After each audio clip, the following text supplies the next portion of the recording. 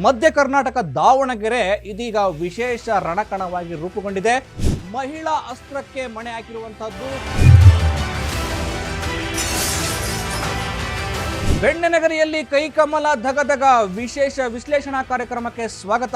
ನಾನು ಕೆಜೆಹಳ್ಳಿ ಸುರೇಶ್. ಮಧ್ಯ ಕರ್ನಾಟಕ ದಾವಣಗೆರೆ ಇದೀಗ ವಿಶೇಷ ರಣಕಣವಾಗಿ ರೂಪುಗೊಂಡಿದೆ. ಮಧ್ಯ ಕರ್ನಾಟಕದ ದಾವಣಗೆರೆಯ ಲೋಕಸಭಾ ಕ್ಷೇತ್ರ ಮಹಿಳಾ ಅಸ್ತ್ರಕ್ಕೆ ಮಣೆ ಹಾಕಿರುವಂತಹದ್ದು. ಎರಡು ರಾಜಕೀಯ ಪಕ್ಷಗಳು ಇದೀಗ ಮಹಿಳಾ ಮಣಿಯರಿಗೆ ಮಣೆ ಹಾಕಿದ್ದಾರೆ. ಕಾಂಗ್ರೆಸ್ನಿಂದ ಪ್ರಭಾ ಮಲ್ಲಿಕಾರ್ಜುನ್, ಬಿಜೆಪಿಯಿಂದ ಸಿದ್ದೇಶ್ವರ ಅವರ ಪತ್ನಿ ಗಾಯತ್ರಿ ಸಿದ್ದೇಶ್ವರ ಅವರು ಅಖಾಡಕ್ಕಿಳಿದಿರುವಂತಹದ್ದು. ಎರಡು ಕುಟುಂಬಗಳ ಈ ಮಹಿಳೆಯರು ಯಾವ ರೀತಿ ಕ್ಷೇತ್ರದ ಮತದಾರರನ್ನ ಸೆಳಿತಾರೆ ಅಂತೇಳಿ ಕಾದು ನೋಡಬೇಕು. ಮೊದಲನೇದಾಗಿ ಇದು ಈ ದಾವಣಗೆರೆ ಲೋಕಸಭಾ ಕ್ಷೇತ್ರ ಇದೆಯಲ್ಲ, ಇದು ಬಿಜೆಪಿಯ ಭದ್ರ ಕೋಟೆಯಾಗಿ ರೂಪುಗೊಂಡಿದೆ. ಸತತವಾಗಿ 25 ವರ್ಷಗಳ ಕಾಲ ಈ ಕ್ಷೇತ್ರದಲ್ಲಿ ತನ್ನ ಹಿಡಿತವನ್ನ ಸಾಧಿಸುವಲ್ಲಿ ಬಿಜೆಪಿ ಯಶಸ್ವಿಯಾಗಿದೆ. 25 ವರ್ಷಗಳ ನಂತರ ಹೇಗಾದ್ರೂ ಮಾಡಿ ಈ ಕ್ಷೇತ್ರವನ್ನ ಕಬ್ಜಾ ಮಾಡ್ಕೋಬೇಕು, ಕಬಳಿಸಬೇಕು ಅಂತೇಳಿ ಕಾಂಗ್ರೆಸ್ ಎಲ್ಲ ರೀತಿಯ ರಣತಂತ್ರಗಳನ್ನ ಮಾಡಿಕೊಂಡಿದೆ. ಆ ರಣತಂತ್ರದ ಭಾಗವಾಗಿಯೇ ಎಸ್ ಮಲ್ಲಿಕಾರ್ಜುನ್ ಅವರ ಪತ್ನಿ ಪ್ರಭಾ ಮಲ್ಲಿಕಾರ್ಜುನ್ ಅವರು ಡಾಕ್ಟರ್ ಆಗಿದ್ದಾರೆ. ಸೊ ಮೊದಲೇದಾಗಿ ಈ ಒಂದು ಕ್ಷೇತ್ರವನ್ನು ಹೇಗಾದರೂ ಮಾಡಿ ನಾವು ಪಡೆದುಕೊಳ್ಬೇಕು ಅನ್ನುವಂತಹ ಭಾಗವಾಗಿ ಅವ್ರನ್ನ ಅಖಾಡಕ್ಕಿಳಿಸಿರುವಂಥದ್ದು. ಬಿಜೆಪಿ ಇನ್ನೂ ಟಿಕೆಟನ್ನು ಘೋಷಣೆ ಮಾಡಿರಲಿಲ್ಲ. GM ಸಿದ್ದೇಶ್ವರ ಅವರಿಗೆ ಟಿಕೆಟ್ ಸಿಗುತ್ತಾ ಅಥವಾ ಬೇರೆ ಯಾರಿಗಾದ್ರು ಕೊಡ್ತಾರ ಅನ್ನುವಂಥ ಚರ್ಚೆ ನಡೀತಿರುವಂಥ ಸಂದರ್ಭದಲ್ಲಿ ಇಲ್ಲಿ ಕಾಂಗ್ರೆಸ್ ಪಾಳ್ಯದಲ್ಲಿ ಹೇಗಾದರೂ ಮಾಡಿ ಈ ಕ್ಷೇತ್ರದಲ್ಲಿ ಕಾಂಗ್ರೆಸ್ನಿಂದ ಒಬ್ಬ ಸಮರ್ಥ ಅಭ್ಯರ್ಥಿಯನ್ನು ಅಖಾಡಕ್ಕಿಳಿಸಬೇಕು ಅನ್ನುವಂಥ ಚರ್ಚೆ ನಡೀತಾ ಇತ್ತು. ಸೊ ಆಬ್ವಿಯಸ್ಲಿ ದಾವಣಗೆರೆಯಲ್ಲಿ ಪ್ರಭಾವಿ ರಾಜಕೀಯ ಕುಟುಂಬ ಅಂದರೆ ಅದು ಶಾಮನೂರು ಶಿವಶಂಕರಪ್ಪ ಕುಟುಂಬ. ಸೊ ಆ ಕುಟುಂಬಕ್ಕೆ ರಾಜಕೀಯ ಎದುರಾಳಿ ಕುಟುಂಬ ಮತ್ತೊಂದು ಅಂದರೆ ಅದು ಭೀಮಸಮುದ್ರ ಕುಟುಂಬ ಅನ್ನುವಂಥದ್ದು. ಈ ಎರಡು ಕುಟುಂಬಗಳು ರಾಜಕೀಯ ಒಂದು ರೀತಿ ನೆಂಟ್ರಿ ಇವರು, ಆದರೆ ರಾಜಕೀಯವಾಗಿ ಪರಸ್ಪರ ಜಿದ್ದಾಜಿದ್ದಿನ ಎದುರಾಳಿಯಾಗಿ ರೂಪುಗೊಂಡಿದ್ದಾರೆ. ಸೊ GM ಸಿದ್ದೇಶ್ವರ ವಿರುದ್ಧ ಎಸ್ ಮಲ್ಲಿಕಾರ್ಜುನ್ ಮಾತಾಡಿದ್ದು, ಎಸ್ ಮಲ್ಲಿಕಾರ್ಜುನ್ ವಿರುದ್ಧ GM ಸಿದ್ದೇಶ್ವರ್ ಮಾತಾಡಿದ್ದು ಇದು ನಡೀತಾ ಇದೆ. ಆದರೆ ಇಲ್ಲಿ ಬಿಜೆಪಿ ತನ್ನ ಪ್ರಾಬಲ್ಯವನ್ನ ಬೆರೆದಿರೋದ್ರಿಂದ ಹೇಗಾದ್ರೂ ಮಾಡಿ 25 ವರ್ಷಗಳ ನಂತರ ಈ ಕ್ಷೇತ್ರವನ್ನು ತೆಗೆದುಕೊಳ್ಬೇಕು ಅಂತ ಪ್ಲಾನ್ ಮಾಡಿ ಈಗ ಪ್ರಭಾ ಮಲ್ಲಿಕಾರ್ಜುನ್ ಅವ್ರನ್ನ ಅಖಾಡಕ್ಕೆ ಇಳಿಸಿದ್ದಾರೆ. ಆದರೆ ಈಗ ಬಿಜೆಪಿ ಪಾಲಿಗೆ ನೋಡೋದಾದ್ರೆ ಒಂದು ರೀತಿ ಪಕ್ಷದ ಭಿನ್ನಾಭಿಪ್ರಾಯಗಳು ಎಲ್ಲೋ ಮೈನಸ್ ಆಗಿ ಪರಿಣಮಿಸುವ ಸಾಧ್ಯತೆಗಳಿವೆ ಅನ್ನುವಂಥದ್ದು. ಬಿಜೆಪಿಯಲ್ಲಿ JM ಸಿದ್ದೇಶ್ವರ ಅವರು 3 ಬಾರಿ ಆಯ್ಕೆಯಾಗಿದ್ದಾರೆ. ಒಂದು ರೀತಿ ಅವರ ವಿರುದ್ಧ ಆಡಳಿತ ವಿರೋಧಿ ಅಲೆ ಇರಬಹುದು ಅನ್ನುವಂಥದ್ದು.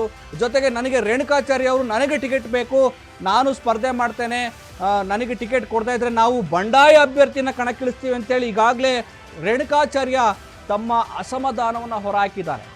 ಕೊನೆ ಕ್ಷಣದವರೆಗೂ ಕಾದು ನೋಡ್ತೇವೆ.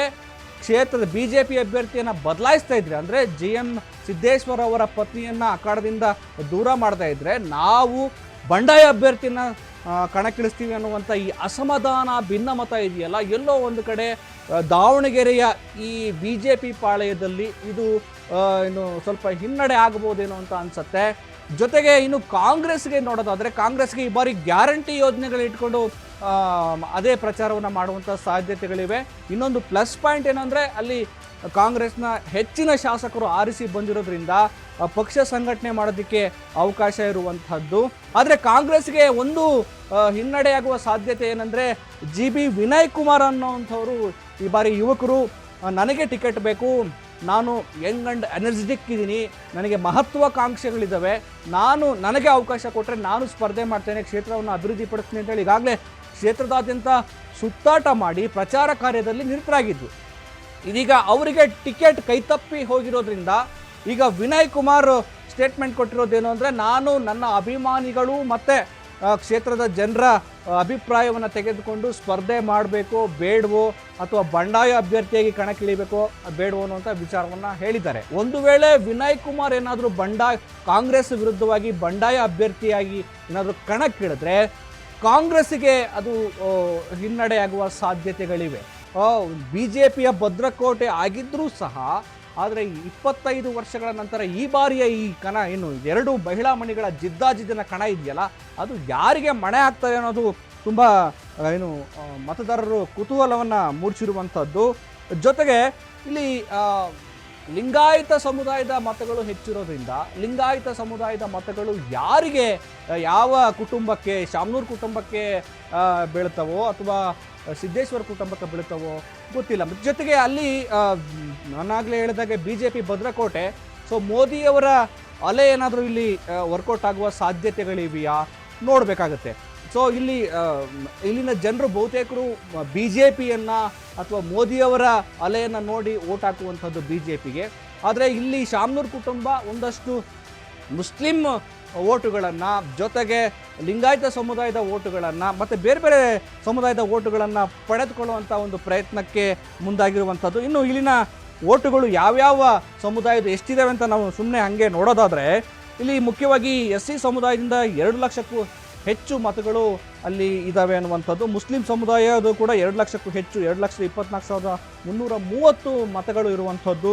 ಇನ್ನು ಇತರೆ ಅಂದರೆ ಬೇರೆ ಬೇರೆ OBC ಎಲ್ಲ ಸೇರಿ 2,22,000 ಚಿಲ್ಲರೆ ಮತಗಳು ಇರುವಂಥದ್ದು.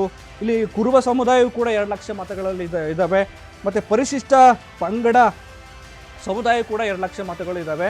ಎಲ್ಲದಕ್ಕಿಂತ ಹೆಚ್ಚಿನದಾಗಿ ಲಿಂಗಾಯತ ಸಮುದಾಯದ ಮತಗಳು ಪ್ರಾಬಲ್ಯವನ್ನು ಪಡೆದುಕೊಂಡಿವೆ ಅನ್ನುವಂಥದ್ದು. ಇಲ್ಲಿ ಕಾಂಗ್ರೆಸ್ ಗ್ಯಾರಂಟಿ ಯೋಜನೆಗಳನ್ನು ಇಟ್ಟುಕೊಂಡು ಮತ್ತು ಅಲ್ಲಿ ಕ್ಷೇತ್ರದಲ್ಲಿ ಈಗಾಗಲೇ ಗೆದ್ದಿರುವ MLAಗಳನ್ನು ಇಟ್ಟುಕೊಂಡು ನಾವು ಕ್ಷೇತ್ರವನ್ನು ಮತ್ತೆ ಮರಳಿ ಪಡೆಯುವ ಪ್ರಯತ್ನಕ್ಕೆ ಮುಂದಾಗುವಂತಿದ್ರೆ, ಇಲ್ಲಿ BJPಗೆ ಮೋದಿಯವರ ಅಲೆ ಮತ್ತು ಕ್ಷೇತ್ರದಲ್ಲಿರುವಂಥ ಈ ಅಸಮಾಧಾನವನ್ನು ಸರಿಪಡಿಸಿಕೊಂಡು ಗೆಲ್ಲುವಂಥ ಸವಾಲಿದೆ. ನೋಡಿ, 25 ವರ್ಷಗಳ ಹಿಂದೆ ಅಂದರೆ ಈ 2 ಕುಟುಂಬಗಳ ಈ ಜಿದ್ದಾಜಿದ್ದಿ ಇದೆಯಲ್ಲ, ಶಾಮನೂರು ಕುಟುಂಬ ಮತ್ತು ಭೀಮಸಮುದ್ರ ಕುಟುಂಬ, ಈ ಒಂದು ರೀತಿ ಸಂಬಂಧಿಕರಾದರೂ ಕೂಡ ರಾಜಕೀಯವಾಗಿ ಪರಸ್ಪರ ಅವರು ಸೆಣಸಾಟ ಮಾಡ್ತಾನೇ ಬಂದಿದ್ದಾರೆ. 1999ರಲ್ಲಿ ಶಾಮನೂರು ಶಿವಶಂಕರಪ್ಪ ಅವರು ಮಲ್ಲಿಕಾರ್ಜುನ್ ಅವರ ವಿರುದ್ಧ ಸ್ಪರ್ಧೆ ಮಾಡಿ ಸೋಲ್ತಾರೆ. ಸೊ ಅಲ್ಲಿಂದ ಶುರುವಾಗುತ್ತೆ. ಆನಂತರ ಇವರು SS ಮಲ್ಲಿಕಾರ್ಜುನ್ ಅವರು GM ಸಿದ್ದೇಶ್ವರ ವಿರುದ್ಧ ಸ್ಪರ್ಧೆ ಮಾಡಿ ಸೋಲ್ತಾರೆ. ಹೀಗೆ ಹೇಗಾದರೂ ಮಾಡಿ ಈ ಸಿದ್ದೇಶ್ವರ ಅವ್ರನ್ನ, ಅವರ ಕುಟುಂಬದವ್ರನ್ನ ಸೋಲಿಸೋದಕ್ಕೆ ಪ್ರಯತ್ನಗಳು ನಡೀತಿದ್ರು ಕೂಡ ಆದರೆ ಸಫಲ ಆಗಿರಲಿಲ್ಲ. ಈ ಬಾರಿ ನೋಡೋಣ, ಈ ಶಾಮನೂರು ಕುಟುಂಬದ ಸೊಸೆ ಮತ್ತು ಭೀಮಸಮುದ್ರ ಕುಟುಂಬದ ಸೊಸೆಯರು ಏನು ಪ್ರಭಾ ಮಲ್ಲಿಕಾರ್ಜುನ್ ಮತ್ತು ಗಾಯತ್ರಿ ಸಿದ್ದೇಶ್ವರ ಅವರ ಈ ಸ್ಪರ್ಧೆ ಯಾರಿಗೆ ಮುಖ್ಯ ಆಗುತ್ತೆ, ವಿಜಯಲಕ್ಷ್ಮಿ ಯಾರಿಗೆ ಒಲಿತಾಳೆ ಅನ್ನೋದನ್ನು ಅಂತಿಮವಾಗಿ ಕ್ಷೇತ್ರದ ಮತದಾರರು ಹೇಳಬೇಕಾಗುತ್ತೆ. ಸೊ ಅಲ್ಲಿವರೆಗೂ ನಾವು ಕಾದು ನೋಡೋಣ. ಮತ್ತೊಂದು ಕ್ಷೇತ್ರದ ವಿಶೇಷ ವಿಶ್ಲೇಷಣೆಯನ್ನು ಇಟ್ಕೊಂಡು ನಾನು ಬರ್ತೀನಿ. ನಮಸ್ಕಾರ.